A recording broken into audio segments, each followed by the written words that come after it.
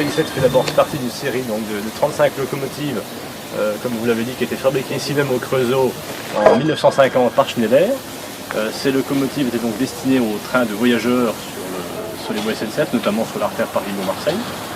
En 1970, ces locomotives ont été donc remplacées par des locomotives diesel et électriques. Donc elles auraient dû finir comme de nombreuses locomotives au chalumeau. Heureusement, on a à l'époque la ville du Creusot qui a souhaité en préserver une, en l'occurrence la numéro 17, donc la 241 P17, qu'il a donc fait rapatrier sur le site de sa fabrication et a commencé pour la locomotive une petite période d'attente d'une vingtaine d'années, puisque ce n'est qu'en 1993 que notre association, donc les chemins de fer du Creusot, a entrepris sa restauration.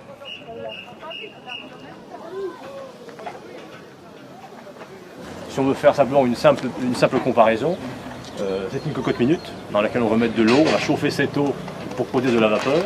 Donc cette chaudière contient donc 10 000 litres d'eau, donc il y a 10 tonnes d'eau à l'intérieur, qu'on va chauffer grâce à la combustion du charbon qui se passe dans le foyer tout à fait à l'arrière de la chaudière. Et ensuite les gaz chauds vont traverser le volume d'eau par des tubes, d'où le nom donc chaudière tubulaire, pour ainsi chauffer ces 10 tonnes d'eau à la température voulue pour avoir la pression de fonctionnement de la chaudière, qui là en l'occurrence est de 20 bars. Et s'intercaler sur les voies SNCF entre les trains réguliers, c'est compliqué?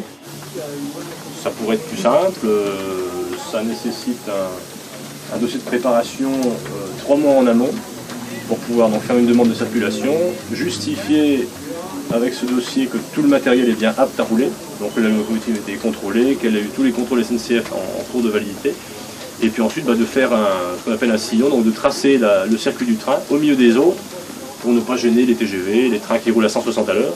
Nous, roulant à 80-90, on risquerait de pénaliser certains de ces trains. Dans la cabine, on a deux personnes. Ici, le chauffeur qui s'occupe donc uniquement, lui, de la chaudière. Donc il va produire la vapeur dans la chaudière.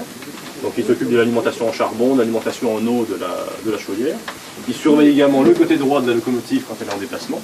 Et puis à l'opposé, on va retrouver le mécanicien. Donc ici à ce poste-là, qui lui assure la conduite, donc c'est lui qui va gérer le déplacement du train. Donc par exemple ce levier qu'on appelle la commande du changement de marche permet de gérer la marche avant ou la marche arrière, donc on va gérer le sens de marche de la locomotive. Ici le régulateur qui lâche est fermé mais je ne peux pas l'ouvrir parce qu'il est en pression, la machine pourrait partir. Donc en le tirant en arrière, je vais simplement envoyer la vapeur dans les cylindres et donc entamer le déplacement du train. Et puis ensuite, là, des freins pour pouvoir s'arrêter. Donc un frein qui freine, qu'on appelle le frein direct, qui ne freine que la locomotive. Et là, on freine à la fois la locomotive et toutes les voitures qui sont accrochées derrière. Là, on la freine.